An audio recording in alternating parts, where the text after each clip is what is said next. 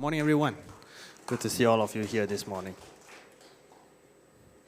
Now, before I begin my sermon, I have another announcement. It's a repeat of last week. Those who are sitting here after the service is over, if you all could kindly stack the chairs up to the side because we have another project after this. That would be greatly appreciated, all right? Thank you so much. Those who are sitting here, you all be like, phew, thank God I didn't sit here again this week. Huh? Don't worry, every week we'll be doing that. Next week we'll keep this side of the chairs. Nah, just kidding. All right, let's go to the sermon for today and let's look at the scripture that we have just read. I think this passage of scripture of Jesus feeding the 5,000 is something that's very common, something we have heard of many times, over and over and over, right? But there are some things that are found in the gospel account of John's gospel that really stands out, that really teaches us something about faith. But we also can compare it a little bit with Luke's gospel, as Luke himself tells this same story of Jesus feeding the 5,000. Now, just very quickly, I have 3 points as we talk about faith. Let's begin by looking at just these 2 verses. Lifting his eyes and then seeing that a large crowd was coming toward him, Jesus said to Philip, "Where are we to buy bread so that these people may eat?" He said this to test him, for he himself knew what he would do. Now, the whole context of this story is that Jesus was teaching this crowd of people. So apparently it started out with a small crowd, and slowly the crowds gathered, and it was such a huge crowd. 5,000 people is what the Bible tells us. And 5,000 people were listening to Jesus teaching them from morning to somewhere close to late in the evening, right? And if you look at Luke's gospel, he seems to tell that it was getting dark, it was getting late, and the place where they were in was an isolated place. It was quite far away from civilization. And then Jesus in John's gospel tells his disciple, or maybe tells one particular disciple, right? He asks Philip, he says, "Hey, where are we going to buy bread? Where are we going to buy food so that these people will eat?" Right? And interestingly, John records this as Jesus testing Philip because he knew what he was going to do. Which brings us to our very first point: faith must be tested. I know we don't like to hear this. Give me faith, don't test me. How many of us love exams? No, none of us. I don't love exams, right? And nowadays, the primary school kids have it easy. They don't have exams. They have assessments, which, doesn't really sound like an exam, but really is actually an exam with a different name, right? In the past, we used to be so stressed up, right? Even Standard 3 was your first major exam, right? How many of you did that PTS thing? How many of you were in that PTS where if you did a good grade? No, that's the modern generation, all right? The ones much older, the ones who are, in your 30s, right? PTS is the one where you did, and if you get a good grade, you get to skip 1 year, and you go in straight into Standard 4. You get to skip 1 year, go ahead of your class, right? I'm sure some of you will remember, just don't want to admit, you don't want to feel old, right? Come on, I know who you all are, all right?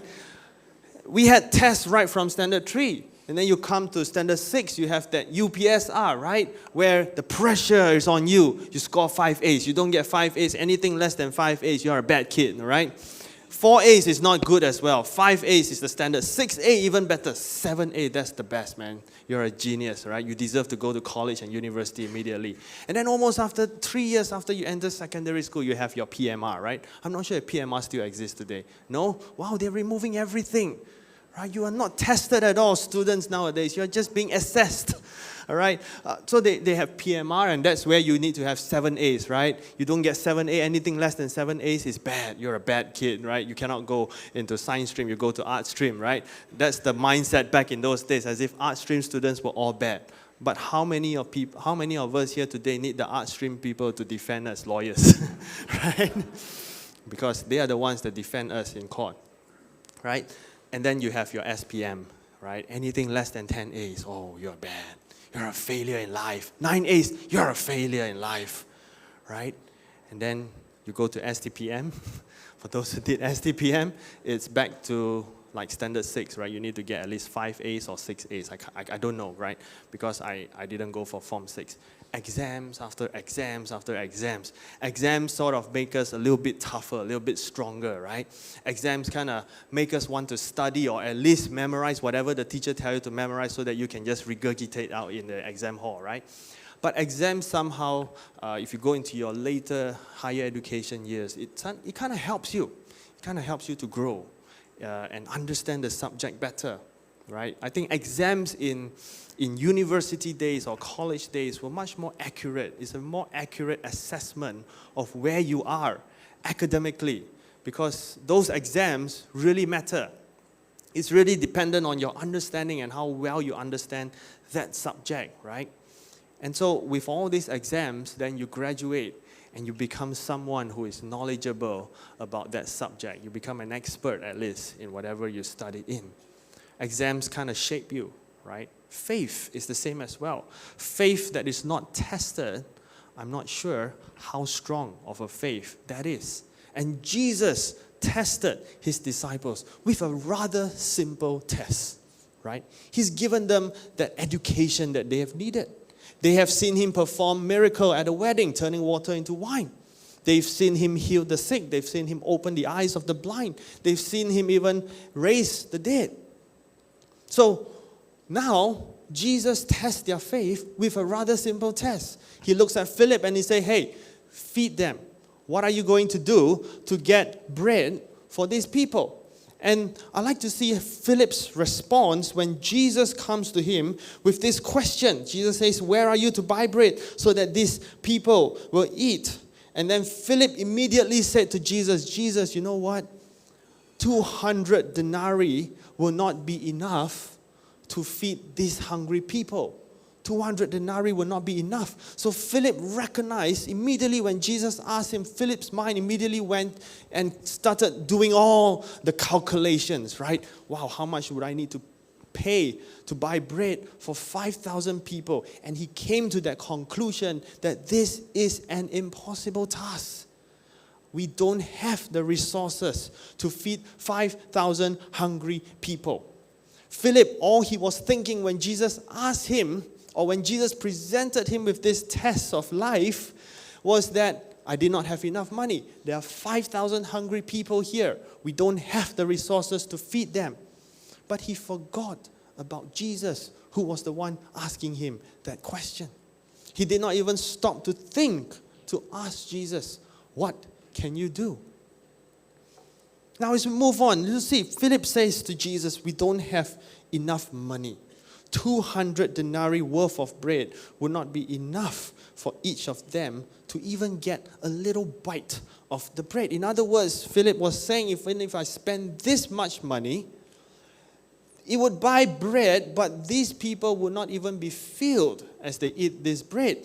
Now, you can see Philip's response is not only did he not think of Jesus who was asking him that question, he responded with much anxiety, right? 200 denarii. Now, I did that calculation, right? And I wrote something here which is wrong, actually. I mistyped. I'm supposed to add 2 more zeros at the back. But I wonder where the other zeros went to, all right? I did not put in the 2 zeros. That's my fault, actually. All right, but actually 200 denarii is actually roughly around 4,200 Malaysian ringgit. It's roughly around there, right? You cannot have an exact calculation. It's all estimation, right? And this is roughly about, a half year's wages or 200 days of wages for people working back in those days. So a common worker at the lowest rank, right, earns about 1 denarii, 1 coin a day. And that's enough for them to feed their family, to buy whatever they need for their household. And that was 200 denarii. Now, I'm thinking from 2 perspectives. As Philip answers Jesus, right? 200 denarii will not be enough bread for people. Philip could be looking at the money bag that they had. Jesus and his disciples, it is a known fact that as they traveled, they had this money bag, which which sustained their travel needs, right? And this is a known fact from the Bible because we see in other Gospels, Judas was stealing from the money bag, and Jesus knew about it. So they had this money bag. So as Philip talks about 200 denarii, he's not just putting up a figure. He's looking at his money bag, the money bag that they all had, the pool of money, and he realized this money is for us to buy food, and this is not even enough to feed us. What more to feed 5,000 people? And Philip was anxious. Jesus is asking me to settle this problem. There was limited funds. Philip only looked at the money bag. And when he saw the money bag, he saw how little money or how much money he had. He was really anxious. He was really worried. He was really afraid. But he forgot to factor in that the person asking him the question was not someone ordinary. It was Jesus. And that was the whole test. To see in times where you are really desperate, what do you focus on? What do you look at? What do you think of? What's your first response or reaction? You see, I like what the Gospel of Luke writes and gives us an additional account of the disciples' response when Jesus asked them to feed the 5,000. And this is what Luke 9:12 says. He says, "Now the day began to wear away, and the 12 disciples came to him and said to Jesus, 'Send the crowds away, to go into the surrounding villages and countryside to find lodging, get provisions, for we are here in a desolate place.'" Now this was another response. When their faith was tested, the Gospel of Luke shows us that the disciples of Jesus tried to deflect the problem, misdirect the problem away from them. Right? Drive away the problem. And the disciples all came to Jesus collectively. They discussed among themselves and they say, this is an impossible task. It's impossible to do what Jesus is asking us to do. Right? So they came to Jesus and they probably said, Jesus, we have met, we have discussed, we have thought through all the options. There's no options. Send them away. Right? Wash our hands off this problem. Let's not make their problem our problem. We have enough problems of our own to take on 5,000 more problems, right? And 5,000 hungry souls is not a problem you want to have, right? And that's why in MEC, we have services at 11 a.m. So at least you come in here, you are already well rested, and you are not so hungry, right? You've already had your breakfast. I don't want to solve the problem of 200 hungry souls waiting for the sermon to end. That's a very big problem, right? Now, these disciples, they wanted to send these people away. To them is, this is a problem that is way beyond our capabilities. We're not going to handle it. Send them away. They're trying to deflect the problem away from themselves, redirect. But the Bible tells us that they were really in a place that was desolate. When the Bible uses the word desolate, it really means it's an isolated place. It takes maybe an hour or two to get to the nearest village. And even that nearest village might not have all the supplies, might not have all the food that can feed 5,000 people. And so the disciples were thinking to themselves, this is not my problem. I need to find food myself. I need to get rest myself. So let's not make it my problem. Send the problem away. Again, instead of looking at Jesus, instead of saying, Jesus, what can we do to help these people?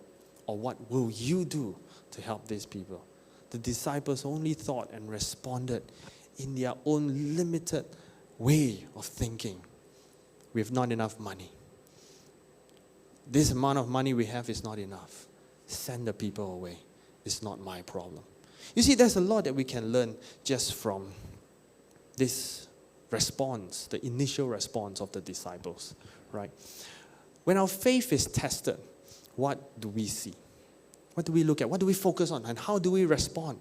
Do we see a limited money bag with us, right? When our faith is being tested, what do we see? Do we look at everything else? We look at our accounts, we look at the reports in front of us, we look at, everything, every bad news that's in front of us, and all we see is how limited we are and how impossible it is to overcome this situation. When our faith is tested, do we then change direction? When I talk about a change of direction, do we, change course from trusting in God to not trusting in God? Well, the disciples tried to change the direction of the people. Instead of listening to what Jesus was saying, feed them, let them come, let them stay. You figure out a way, feed them. Instead of listening to Jesus and trusting that if Jesus asked me to feed them, Jesus would know how to help us to feed these 5,000 people. They were thinking to themselves, they looked in their money bag, they looked all around them. No way we can feed. So change the direction, push the people away. Care for myself first. Care for my needs. What about us? In our times today, as we face problems, as we face challenges, do we then deflect? The definition of deflect is to change direction, right? Instead of following Jesus and continuing to trust in Jesus, at the first sight of trouble that we seem to be unable to overcome, we change direction and we go a different direction. We trust in someone who seems a little bit more trustworthy. We trust in things that seems to be able to help me a little bit more. Is that how we respond when our faith is tested? I think that the whole initial response of the disciples has a lot of lessons for us to learn and to reflect, especially in this Lent season. Have we been changing course in our life, running further and further away from God, instead of running towards God, remembering God, even in your deepest and most troubling situations? For those of us who were here for the quiet service in the morning, we look at Psalm 119, and Psalm 119 is, it's a very beautiful psalm, right? But just from verses 49 all the way to 57, the psalmist talks about remembering God, right? And the psalmist doesn't just talk about remembering God and tell people, remember God all the days of your life. The psalmist is a perfect example of someone who remembers God. And if the writer of Psalm 119 is King David, then he is truly an example that we can look to and learn from. The psalmist, King David, he experienced many ups and downs in life, right? He was a king, but yet he faced so many challenges, so many trials.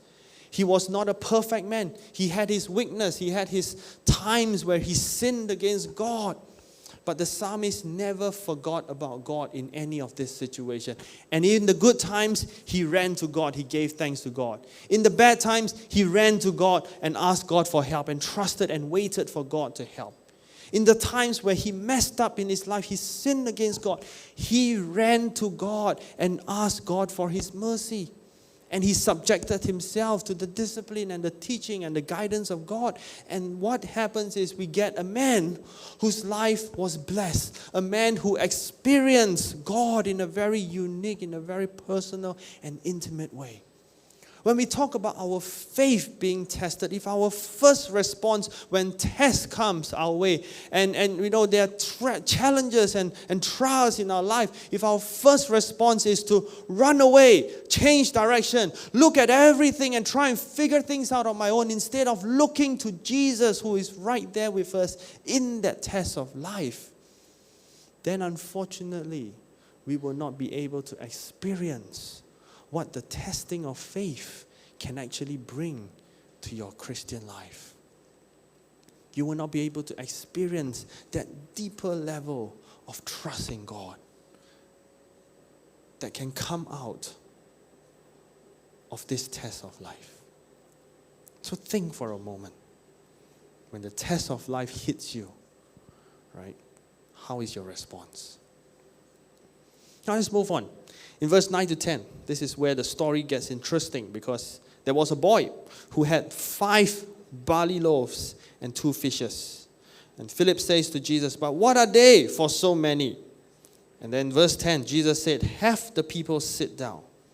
Now I like how John puts in a little bit of detail, right? Oftentimes we never really think much about this sentence. When this sentence it says, "Now there was much grass in the place. So the men sat down, about 5,000 in number." As I was preparing this sermon, as I was reading this passage of scripture over and over and over, right?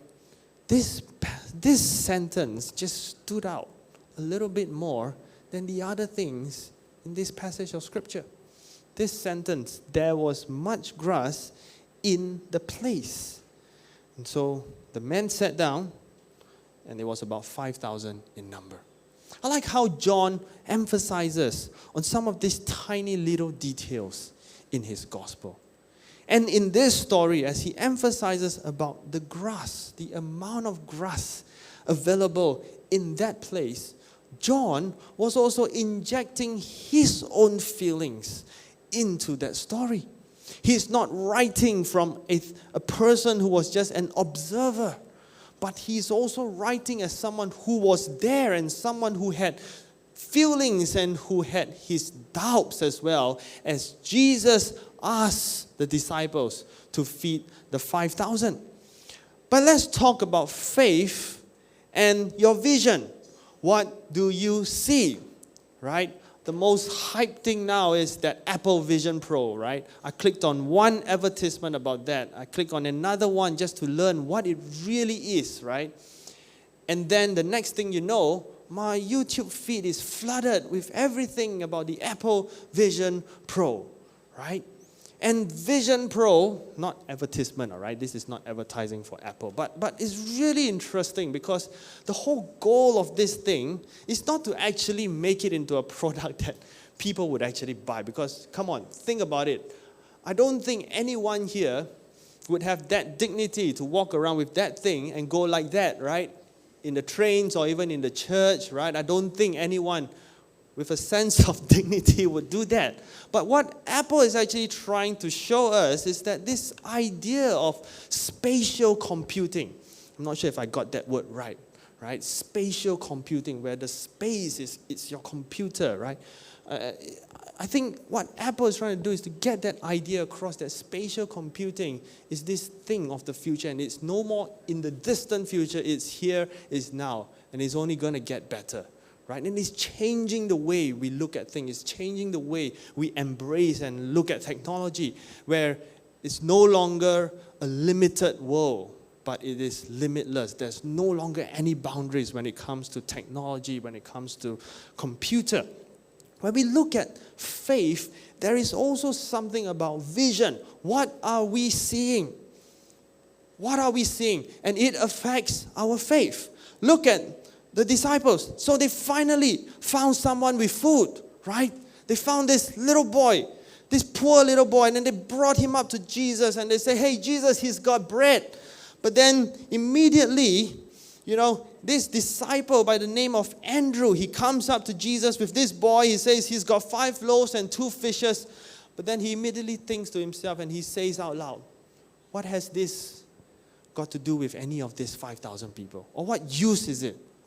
It's useless. It's a small meal. It's a meal for one person. It's useless for 5,000 people. And so initially as they brought this boy up, maybe they thought he could be of help. But then they realized their situation was back to square one. It's hopeless. Andrew's conclusion is 5 loaves, 2 fishes, hopeless situation. It's not going to change anything. It's just a meal for one person. Now let's look at the green grass. John writes, the green grass was plenty. I wanted to title the sermon, When the Grass Outnumbers the Food. But then I thought to myself, no, let's not go there. John, as he writes about the green grass, he was injecting his own feelings into the story. He was telling the readers, and he's telling us, I too had doubts. My vision was not on Jesus, because John says he only saw that the grass was plenty. The grass outnumbered the food. The grass outnumbered the 5,000 people that was seated there. And as John writes, the grass was plenty. John was also sort of hinting, if only the grass could be food. But unfortunately, the grass was grass. The grass was more than food. The grass was more than the money that they had in the money bag. And to John, as he writes that the grass was more than the food, he was also showing how hopeless the situation was to himself. It's all about vision. What do you see in times of trouble? Who do you look to when you go through tough times? For Andrew, he saw the lunch that the boy brought. It was a small lunch. He forgot to factor in Jesus was there with them. If Jesus could turn water to wine, what about this lunch? What more can he do for 5,000 people? But Andrew did not see Jesus there with them. Andrew only saw the small lunch, and he saw a hopeless situation. John only saw the grass outnumbering the food, outnumbering the people. And so at the end of the day, John still couldn't see hope in that situation. John recognized that they all failed to see one thing. They all failed to see Jesus, who was there with them all along. You see, what do we see in our times of trouble? Who do we look to in tough times? I think this question is really important for us to think and reflect. What is your vision? Is it that small lunch that you have? Is it the green grass that seems to be more? Or is it Jesus? For us, the small lunch could be the lack of resources. The green grass could be the lack of finances. It could be the problems, the relationship problems, the marital problems in our life, the health problems that we have in our own lives. And sometimes this thing seems more outstanding. It takes up all our vision instead of Jesus. We magnify our problems so big to a point that we fail to see Jesus there with us. We magnify our problems to a point that all we see is that the problem is bigger than Jesus. And this can affect our faith in Jesus. So what do you see? Is there a need for us to change the way we look at things? To take things away? To take our problems further away? And to put things in its perspective and look that actually God is there. God is bigger than our problems. And if God is with me, God can help me. God can help me to overcome. Amen. I like the conclusion of this story. Jesus took the loaves and when he had given thanks, he distributed to them, to those who were seated. And so also the fish as much as they wanted. And when they had eaten their fill, he told his disciples, gather up the leftover fragments so that nothing may be lost. Gather up the fragments so that nothing will be lost. Now, faith brings about results. But I want to tell you this, faith brings about godly results. The story ends beautifully, right? There was enough bread and fish, but remember this, it's only bread and fish that was multiplied. Jesus did not add on to the menu. So if it was bread and fish that was presented to him, he multiplied bread and fish. It's a common man's lunch. It's a common lunch, right? No wine this round. Earlier on, he multiplied, he turned water to wine, right? This round, no wine on the menu. There was enough to take away or to tap out, right? We all love it. A good buffet that has a lot to left over, you can tap out. You know, you can cover yourself for the next few meals, right? There was more than enough to take home. And I like to emphasize when I say faith brings about results, it brings about a godly result.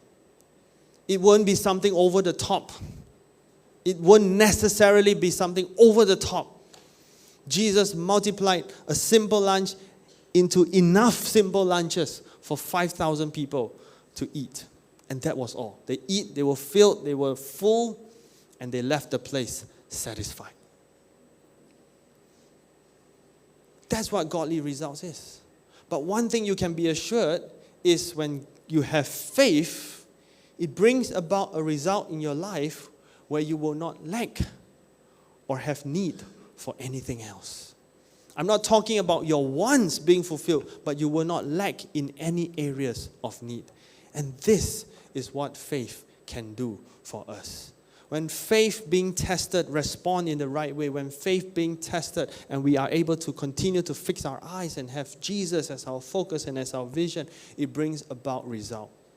It ensures that your needs will be met. It ensures that, you will not lack anything. Faith doesn't have to be perfect because Jesus himself stressed in the Gospels that your faith only need to be the size of a mustard seed. He's not asking you to have faith like mountains. Faith the size of a mustard seed, that's all you need.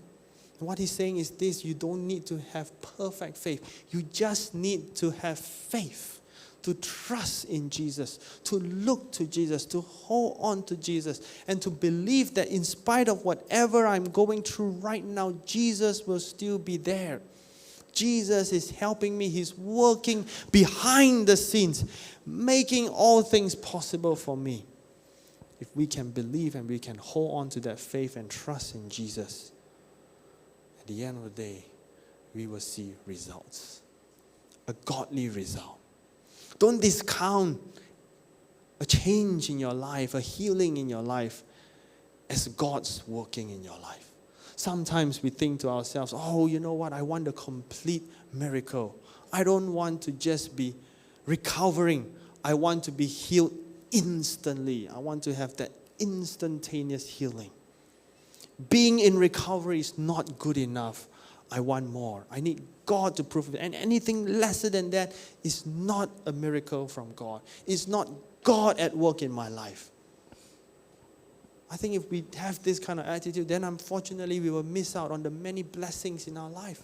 I like what one kid said, the small miracles in life. Do we focus on the small miracles of life? Or do we just look at the big miracles of life? The big things. When God drops in a big miracle into my life, something spectacular, something amazing, only then will I be wowed with Him. Otherwise, you know what? God, I still won't really trust in you. I still won't really believe. Unless God does something really big and spectacular in my life, then only then will I follow Him. Unfortunately, a lot of us come to know God not through the very spectacular ways, but just through very simple ways. And that is more than enough to show us that God is real. And have your faith in Him. Put your faith in Him. And life is like that. When you put your faith in God, He provides you with enough miracles, with the little miracles, with enough results in your life, so that you will know He is God and He is faithful. And in order to see results, godly results happen in your life, you don't have to be perfect. All you need to do is to have faith. And that is more than enough. So I'd like to end today's sermon and ask you this question. Do you have faith in your life? Do you have faith in your life? Let us all spend some time to pray.